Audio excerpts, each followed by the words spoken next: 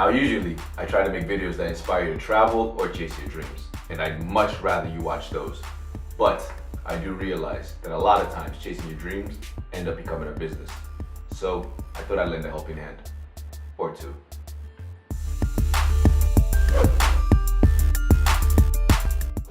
Diving into market value ratios, we're going to start with our earnings per share ratio. Okay, and for all of our market value ratio examples here, I'm going to actually use one standard example that I will start working on right now.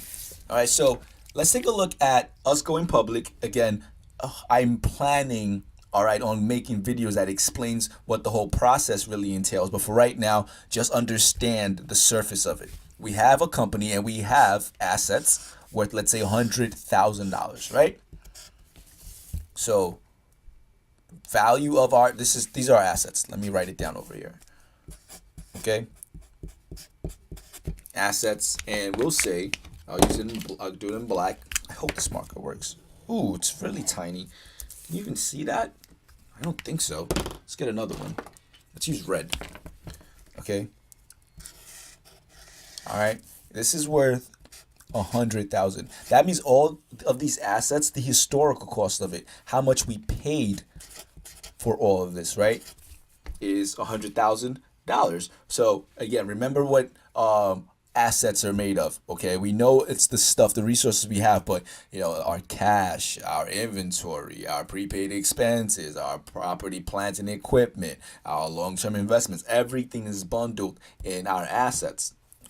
And we understand that we paid the historical cost of $100,000 for everything we have, right? So when a company goes public, what you're going to do is take shares of the company and slice it up. So let's say, to keep things simple, we slice this company up into boop, boop, boop, boop, boop, boop, boop, boop, boop. So shares, 100,000 shares. Okay, so what should really, okay, what should intrinsically the value of each share really be? If we have, as a company, $100,000 worth of stuff, and we split the company, we basically are splitting everything we have into equal parts. How much is each share worth? It's important for you to understand this because I'm going to use this same example with all three market value ratios that we're going to go over. All right, so each share that we split up is going to be worth, it's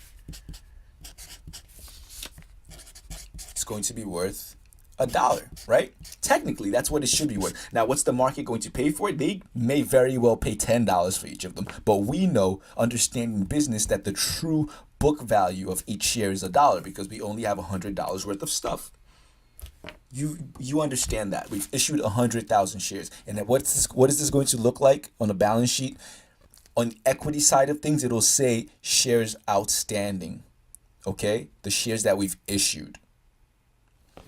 All right? So earnings per share is going to take into consideration how much money we put in our pocket.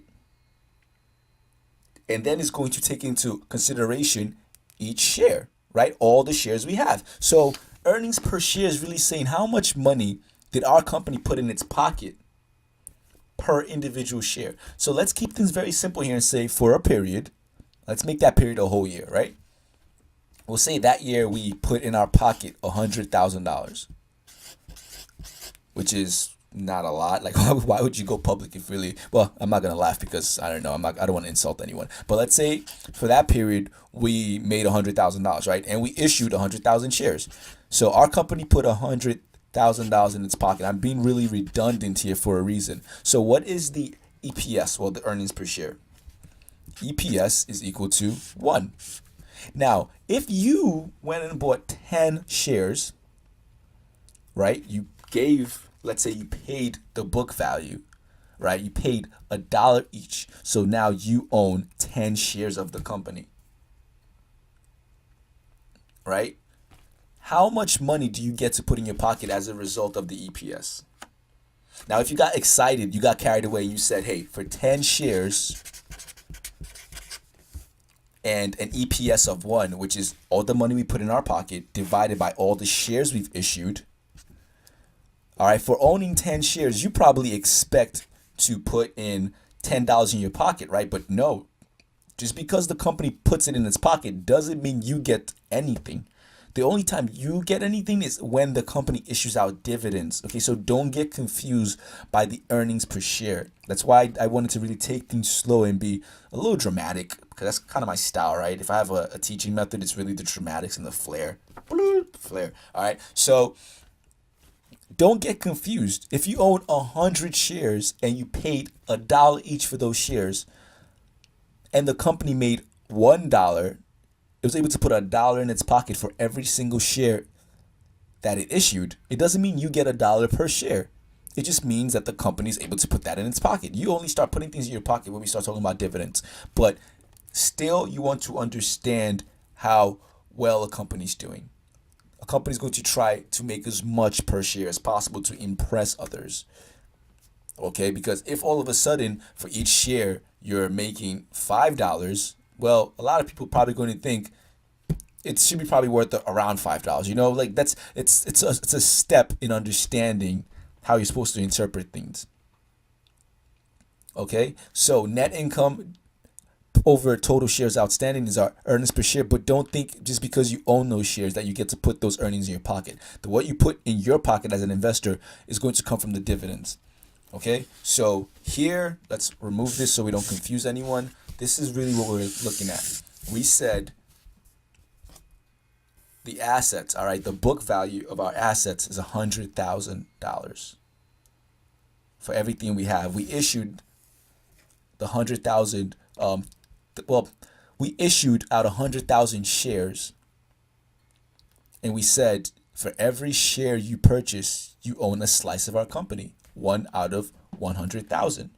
So if I wanted to own 10% of the company, I would have to own 10,000 shares, right?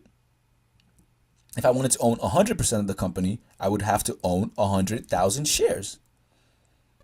But just because I own a bunch of shares and I get excited that the earnings per share is really high doesn't mean I get to actually put anything in my pocket yet. All right?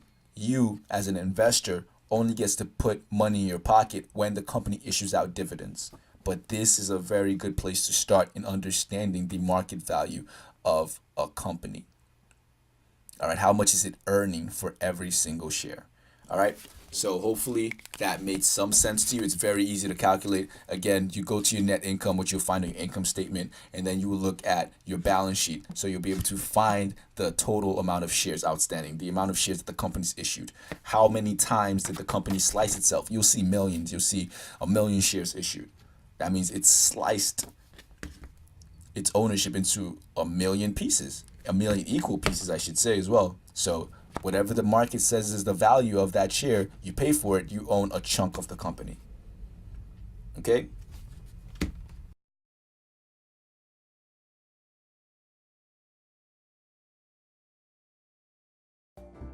Thank you so much for watching. Turning a dream into a reality usually ends up becoming your business. That is why we have the Helping Hands videos. Subscribe, like, and feel free to leave a comment below. Don't forget to follow us on Twitter and Instagram. Fans of Kindness, our Facebook page, is also waiting for you. See you in the next video. Until then, be your best and never stop learning.